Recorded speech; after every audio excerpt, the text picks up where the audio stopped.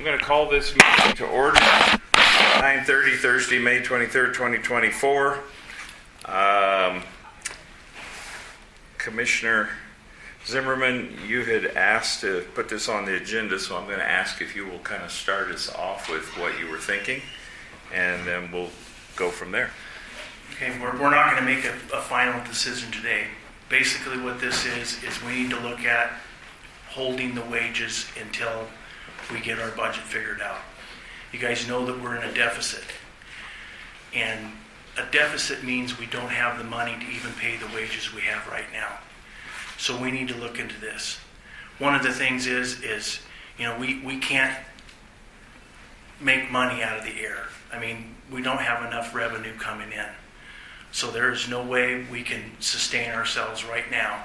So what we need to do is we need to hold our wages the way they are right now so that we can figure out what our budget is coming into the next year. And we'll have to decide on what we're going to do with the budget at that time. It doesn't make sense to keep increasing the wages as we go on because we do not have the money. So we're not going to decide this today, but that's basically what we're here for, is to make sure that we can, come to a decision on what we're going to do. And I don't think by allowing the wages to keep going up as we progress, it's just going to make things worse.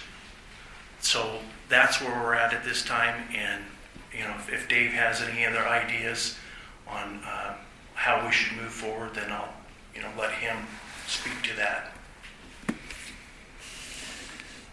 Yeah, so we have avoided discussing this in our office to make sure that we were appropriate in doing it here. So this is the first time I'm hearing exactly what Jeff's thinking. I am thinking of, I think you're on the right track, but I think timing is important. We did have a budget meeting with the chief budgeting officer, the clerk, a week or so ago. I heard at that meeting that we may not be as bad off as we thought, but we don't know what that means. She doesn't have those numbers. I think she's saying by the end of the month.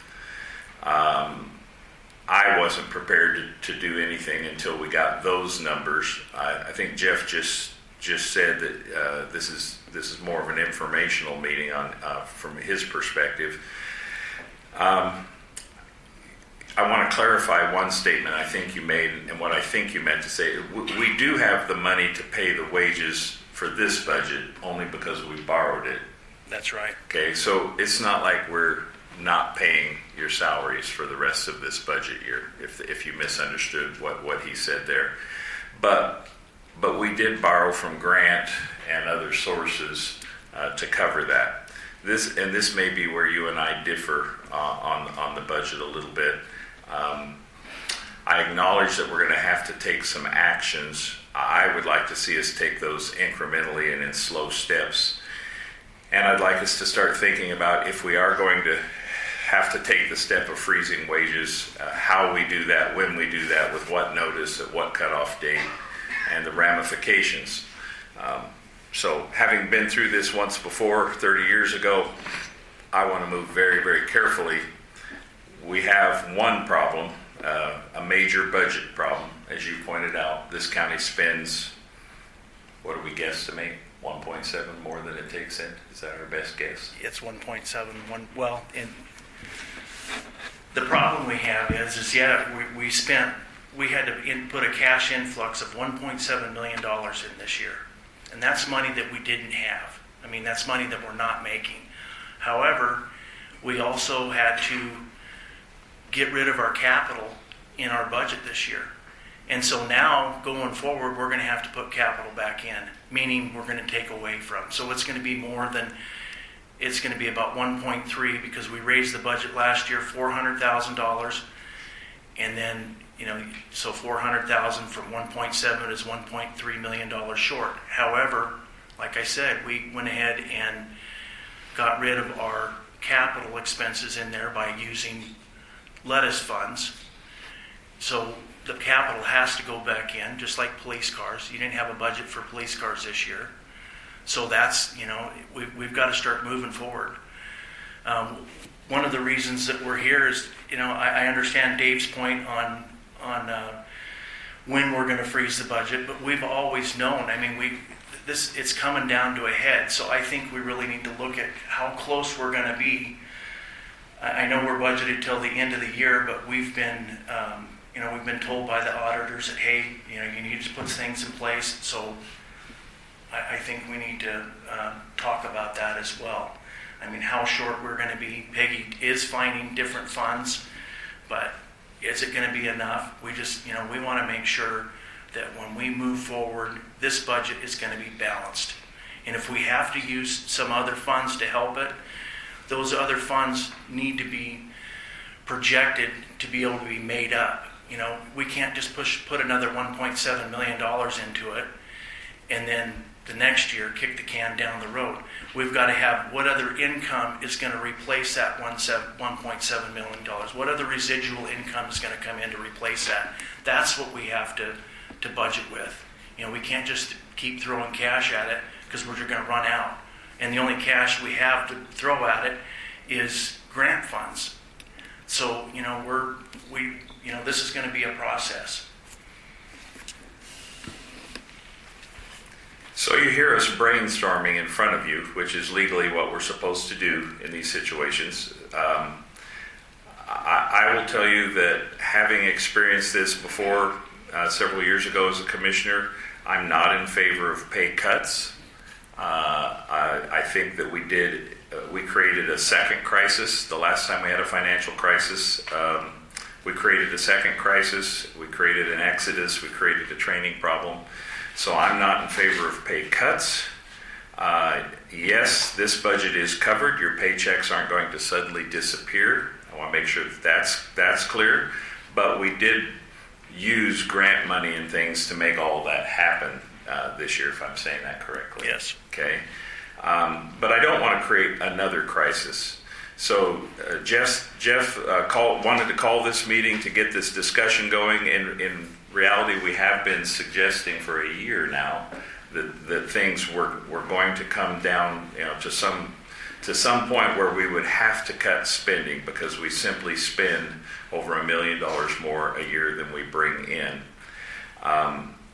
It's unfortunate that this discussion is labeled pay freeze, but that is one of many options.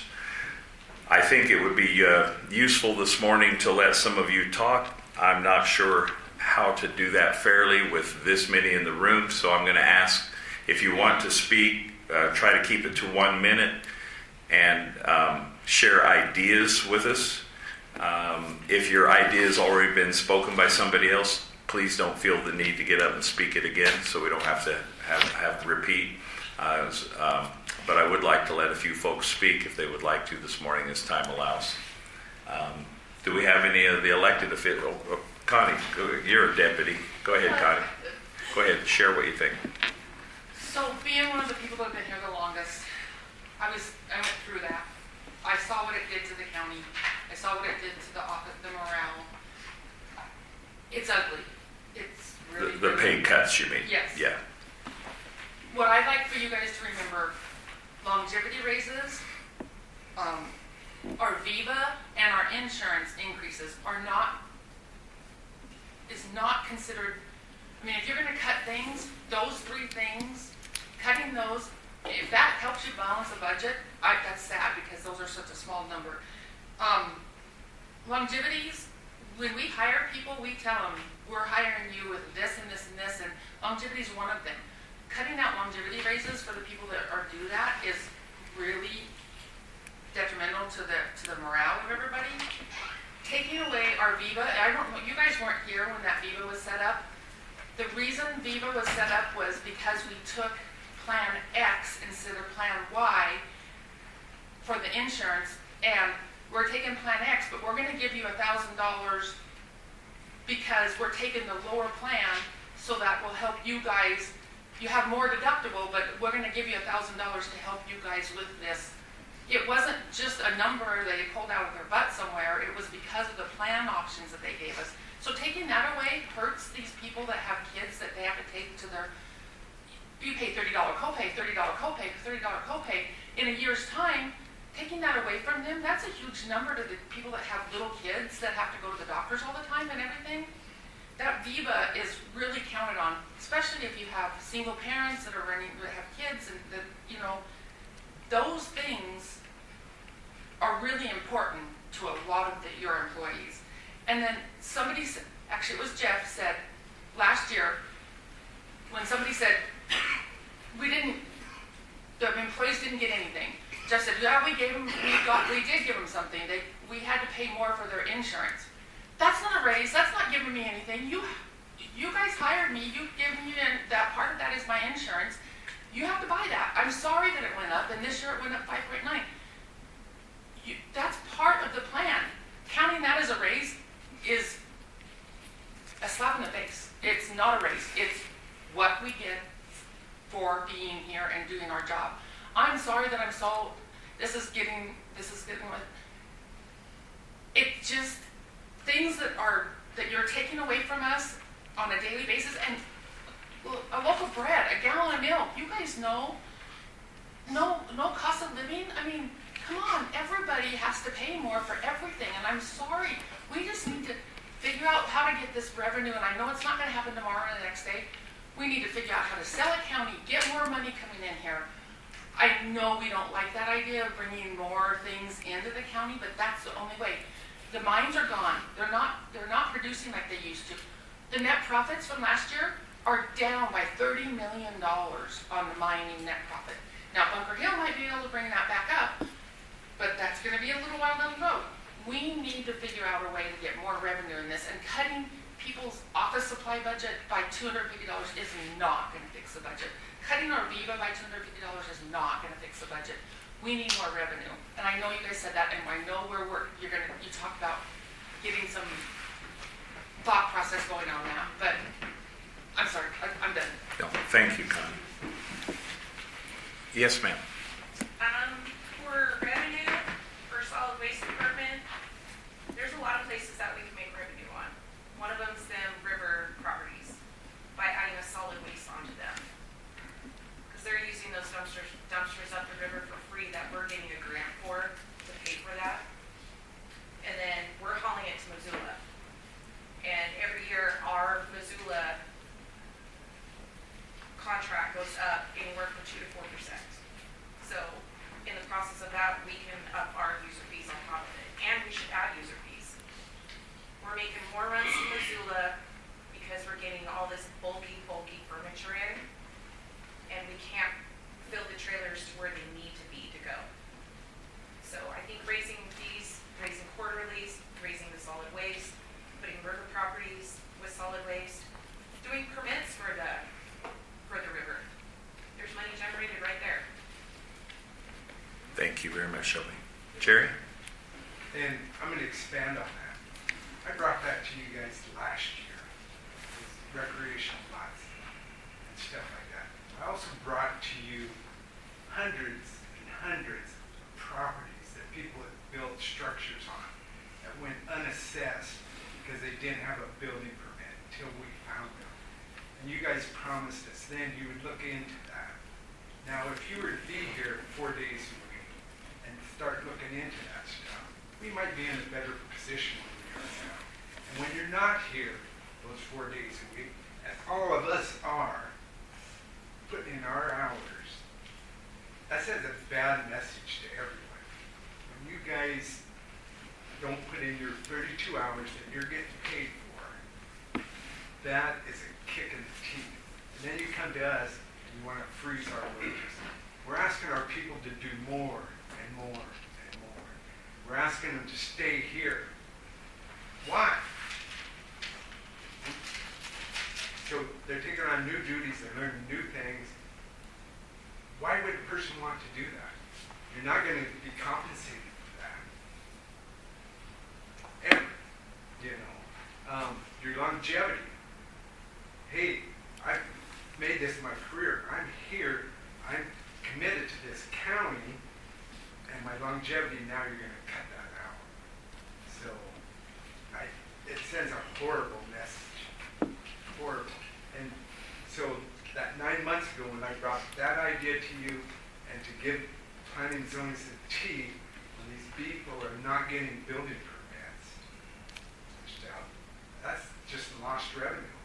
I mean, I'll guarantee you there's a building flourish going on in the St. Joe now, because we were there last year and assessed it. Those people, majority of them from Kootenai County, Washington, know that we're not going to be back there for 5 years. So let's build this cabin, and it'll go unassessed for 4 years.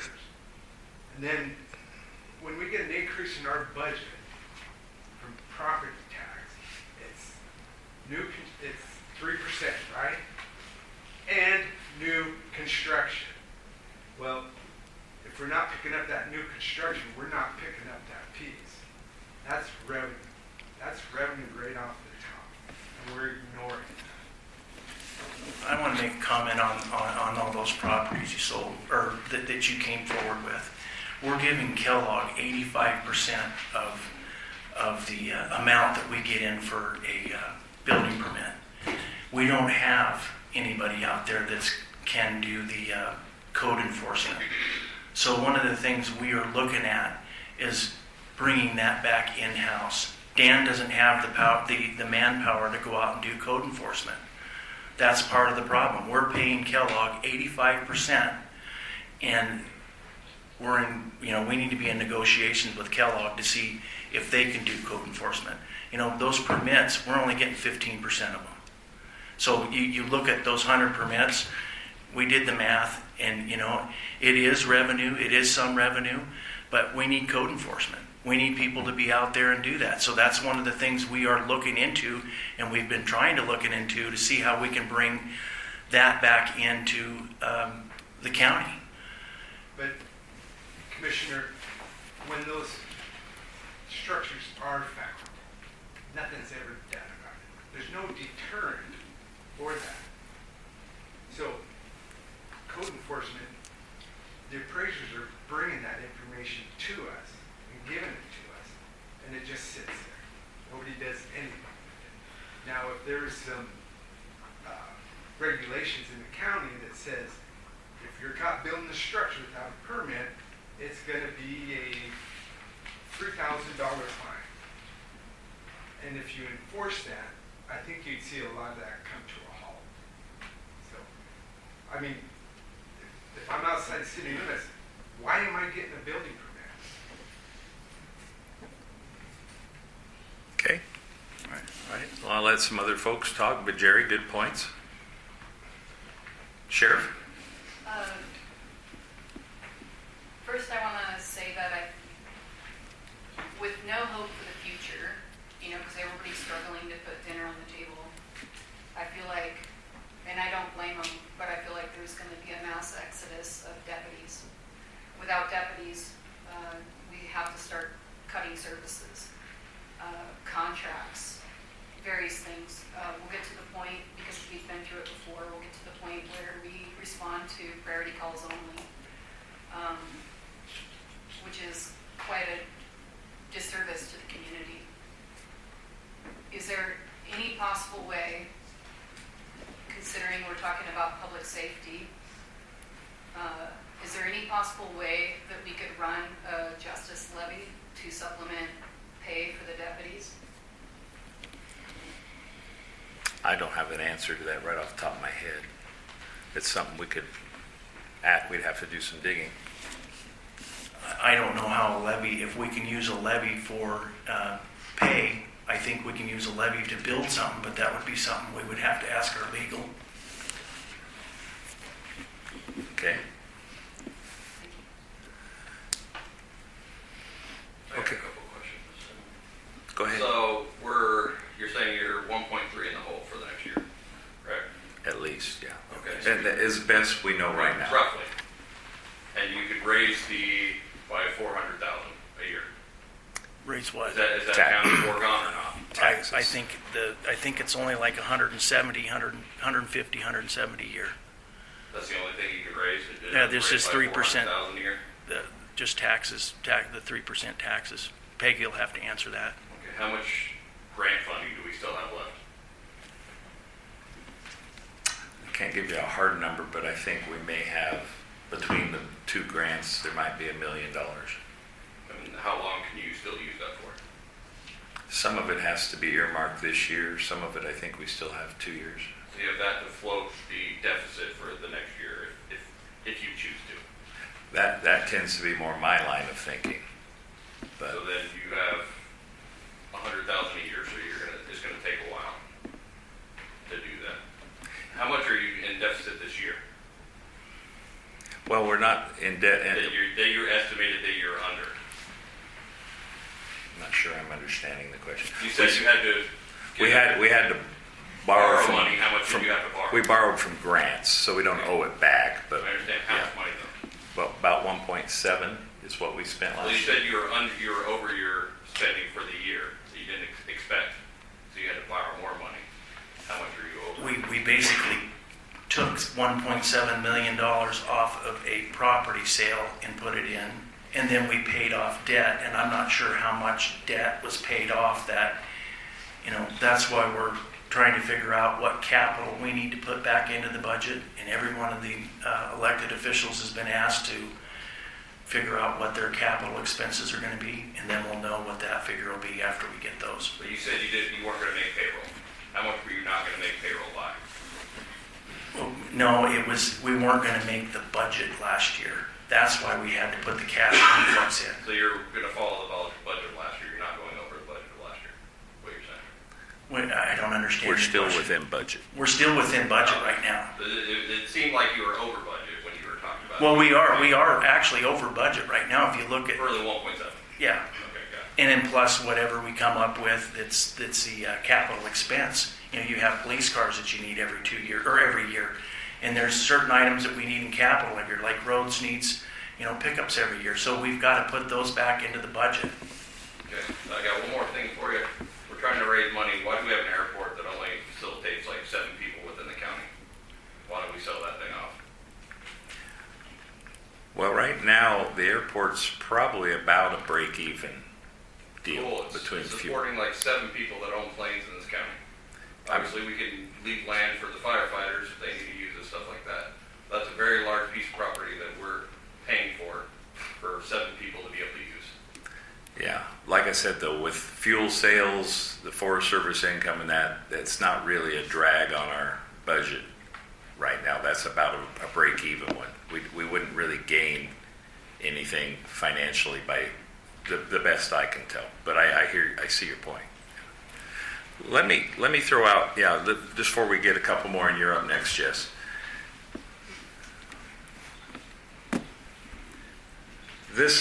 Connie and I were here 30 years ago. She was, you look the same, but I don't. I want to handle this from my side, so I'm just speaking for David right now. I have probably a different view of this than maybe my colleagues. I don't know where Tracy stands on it. I'm starting to hear from Jeff. We do have to get this budget in order. In my mind, we also have to avoid the crisis where we do something that sends everybody scattering and we start from scratch with training new employees and all of that.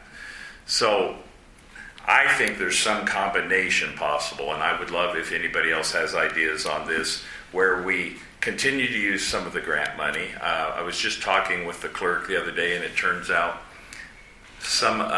that most of the Maverick money that we thought we were spending last year is still sitting in the budget and didn't get spent. Now, we have Jeff's point is true. At some point, we can't keep kicking the can down the road. We've got to quit spending more than we take in. So we could do this one big drop where, okay, everybody's salaries are frozen and we lose people and whatever, and we do that. Or we could stretch this out a couple more years, because every year our income does go up and we're working on ideas for more income.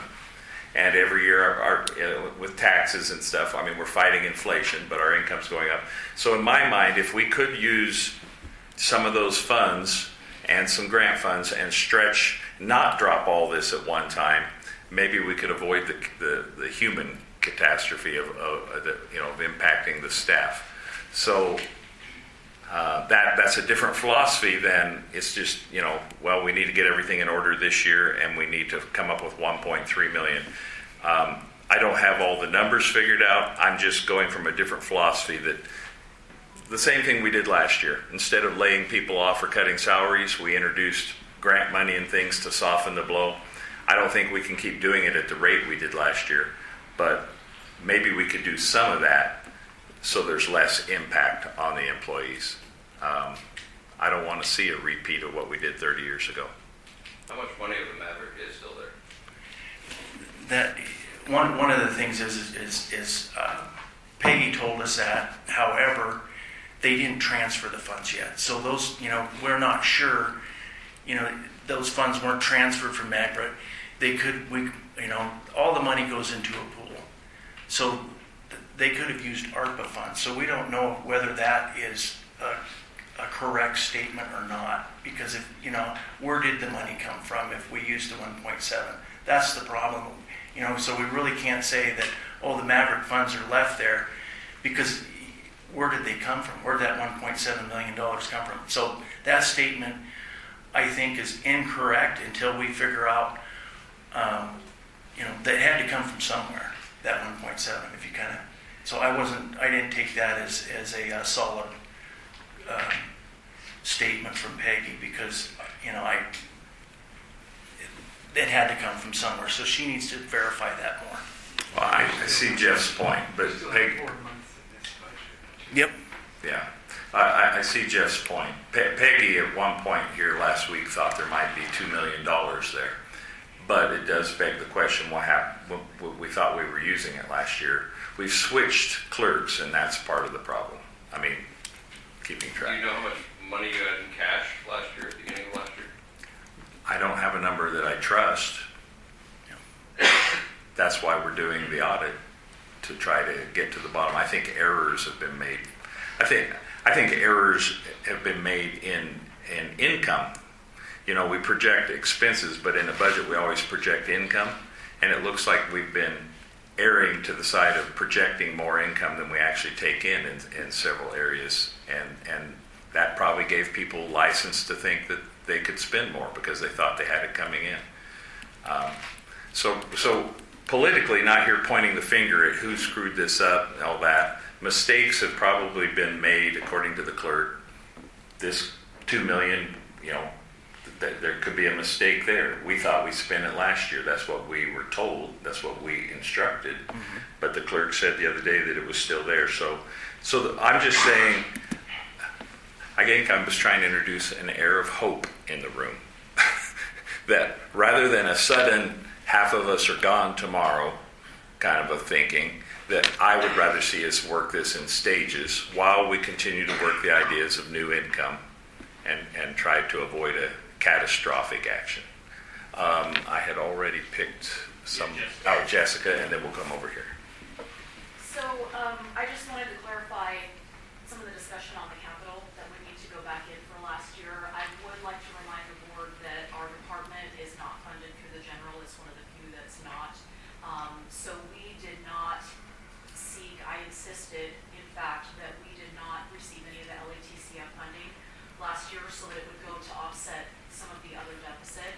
Our department self-funded our VBUD last year, and our department self-funded our leases and our capital. So that's not anything that'll have to be brought back in from our department, because we do have large lease and capital. So please don't bring that into your decision making, anticipating that needing to be a cut, because our revenue is strong as of right now. As long as the SRS funds come through, our department is very self-sufficient and strong. I would also like to very much caution you on making a blanket move, such as freezing wages. I think that would be detrimental to all departments. I think that sends a message that there is no growth here for our employees. The employees that are trying to make ends meet, our long-term employees, our employees that are newer, are going to lose hope that there's any growth here at all, and they're going to move on to greener pastures. We have the wonderful benefits package. We have the Percy package, which is such a huge draw, myself included. That's what brought me to the county specifically, was Percy. But unfortunately, Percy won't pay the bills. It won't pay the mortgage. They do need their paychecks, and they do need to try to keep up with the inflation rate that's happening right now. That's kind of pricing us out of everything. And so I would hope to see, rather than a blanket move such as a wage freeze or, anything of that nature, that we bring it back to the department heads and the elected officials where we could discuss if there are cuts that need to be made, please make them in concurrence with the department head or elected official that is going to have to see the cut so that they can put their input in as well rather than making a blanket across the board for everybody, because I do feel that every single department is different. Each department head, each elected official knows the needs best for what they need to make the department run. Thank you. One of the other problems we do have is we did get, a lot of people in here that weren't part of the bigger departments didn't get a 10 and 15% raise. So we do have a big liability that we're facing as well, where it was unfair across the board when everybody got the raises. So, we've got to be thinking of that going forward as well. Were those, the ones that didn't get raises, did their supervisor or boss ask for a raise, or were they denied? I am not sure how that all happened. It looked like the two biggest departments of the county, the roads department is one of the biggest departments of the county. The sheriff's department is one of the biggest departments of the county. They all got the 10 and 15% raises. The rest of them didn't. And so I don't know how that worked out. And, I have no idea. Do you know, because I don't know the answer to this, are any of the other departments still on the original matrix, the original county matrix that everybody was on before any of the changes happened? Our clerks are. Are your clerks? Yeah, I'm not sure. I'm not sure how that worked out. I'm not sure, at that time, what criteria they did to make those increases. Okay, I had a hand in the back. I don't want to ignore. Yes. I want to remind all of us, we all have to work together to make every department work. It takes all of us. And it's a little unfair when I step back and I look at the bigger departments got the raises, but it requires each and every one of us in this building to make this county work as well.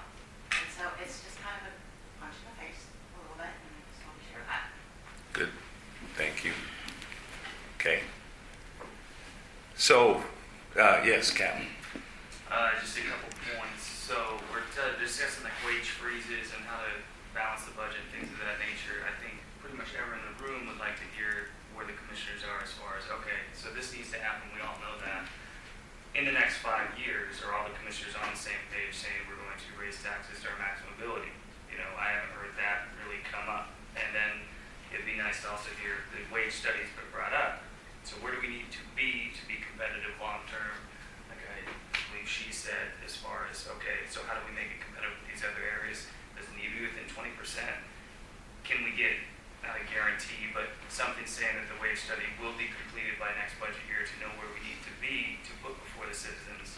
And then also a few things to bring up is that have you guys considered like a supplemental levy, and can we look at those roads first, or this simultaneously, that when we push forward in the future, if this is actually a thing that you guys want to freeze wages, well, this is also how we're going to bring us to an actual living standard, because clearly we're not there. And so how are we doing it at the same time rather than just balancing? And then is there any way, and I don't know the answer to this, but the public officials, if we are at this point, I do believe, I agree, see a mass exodus of people. If we go down that road, particularly cuts when inflation is battling and people just can't pay the bills, frankly. A lot of our own deputies, like the stories I've heard, it's tragic. So is it a point where the elected officials collectively can even reach out to the governor for supplemental funds? We're in a mass, if you look at Idaho budget, it's incredible. We have the most overfunded state by capita. I think it's in the top 3 in the country. So is that an option? And then work with the prosecutor's office to make sure the laws are followed. I dove into some of the tax code and levies, and it appears to me that we can't put that before the people. So if there's other routes, are we going to tank the services, or are we going to try these other routes first, or at least simultaneously? I looked into that earlier about about raising sales tax. Kootenai County was able to take part of a sales tax one year. That's how they built their jail. But they took that away from the county's ability to do that. I do see that as well. We need to be talking to our state legislators to see if the state can fund us.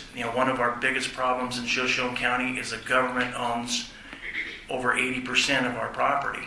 So we do not have the revenue from private taxpayers like all the other counties have. So that's something that, I would hope we can look into. The state does, we looked into permits for RVs and utility vehicles or off-road vehicles. The state has the market on it. They just won't let us have that type of revenue. So, we're going to have to go through the state legislature to see if we can do that. But I agree, the state of Idaho is, they're solvent. They got a bunch of money, and there's a lot of counties like us that are suffering. And that's one good point. We need to start asking for the state and to see if they would allow us to do maybe a sales tax or something like that. So we are looking at that. You had 3 or 4 questions buried in there. I don't know that we answered them all. So what else were you asking? Sorry, when I get going. So rather than just coming into the meeting, and I understand this is trying to fix a problem. I've had the honor to work with all 3 of the commissioners, and it's like, this is nice. You guys are all great people, and that's good to see. So I know you're trying to do this correctly.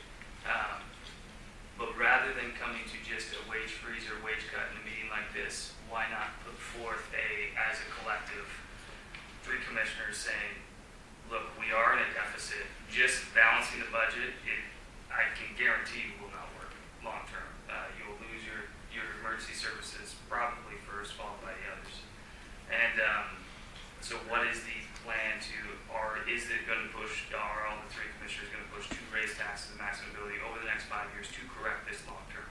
And what are the other steps that are going to be taken, I think would help drastically, rather than just, we need a balanced budget, and all of these people are going, well, the balanced budget of my house says I can't work here, and I already can't live here. Okay, so long-term things. This came up at our budget meeting the other day. I think Connie's the one that made me promise. We are going to start having some meetings with the elected on a regular basis every couple of weeks to look at other forms of income. It's not fair to just say that the commissioners aren't doing their job there, but it is fair to say that we need to be held accountable and try, and we need ideas and support. And we don't have assistance or a lot of manpower, so we're going to try and levy some support from the other elected on how do we go after some of these fund ideas, how do we make them work. Some of those things have been happening behind the scenes, but looking for ways of increasing our income other than property tax is going to be a long-term, ongoing project. If that answers your question there. In my mind,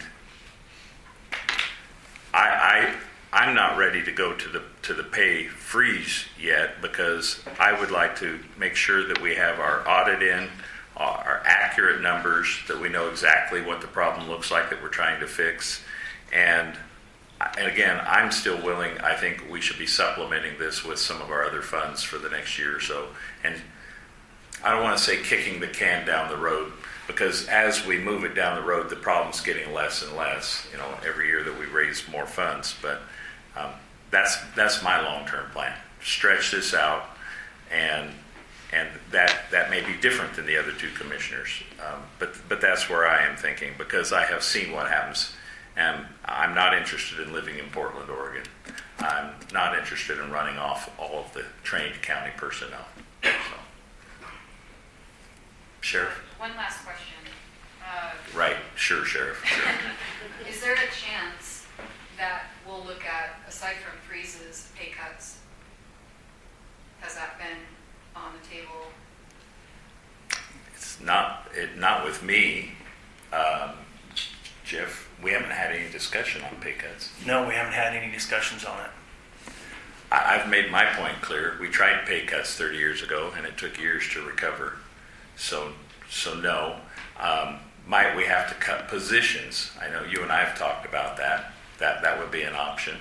But I think we're still a couple of months away from taking action. In my mind, we're still a month or two away from taking action. We need more accurate numbers from the clerk before we cut somebody and they go, oops, we didn't really have to cut that. We need more time to look for more income and more solutions. And if we can develop a responsible plan so that we're not just kicking the can down the road, legitimate, like ignoring the problem, but we're passing the buck using some of these other monies, the grant money, some of that, then maybe we can avoid the death blow, for whatever. So the reason we're having this public meeting today and having it with you all is because we know it impacts you the most. And we didn't want, this isn't just going to be a decision made by a couple of folks. Yeah, we unfortunately have to make a final decision, but we are trying to get input and ideas. Thank you. Last, Jared? Could I get a commitment from you that instead of doing a freeze in wages, that maybe you could do a freeze in budgets? You can get a commitment from me that we should consider that just as much as considering. Consider that, because department heads and elected officials, if they could move some funds around from B budget to A budget or something like that, you'd have the same outcome. So, Commitment from me to look at that seriously, yes.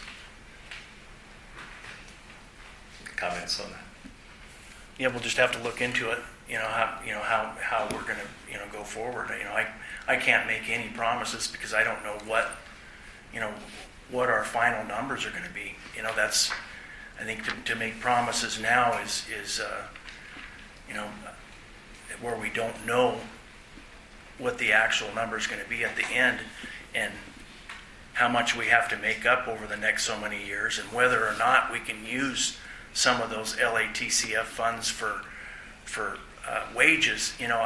I think that's another question. We've got to ask Colleen and see. So I'm not at the point to, I don't want to make a statement that I'm going to regret. So, I think we need to look further into it, whether we can use we have two different funds that we're pulling from, and whether those funds are even available for wages. I think that's a question we need to ask Colleen and legal. Okay. Yes, I think we need to look at that. And then I think we should talk strategy. My strategy, personally, just speaking for myself, not having talked to the other two commissioners, would be that we eventually come up with a number that we hand the elected and let the elected do the arranging in their own budgets, rather than having the commissioners hand out individual changes. That's where I'm thinking right now. I would agree as well. Okay. All right, we do need to wrap this up. Is there anybody with a burning comment that if they don't make it, they're just going to burst in their office? Okay.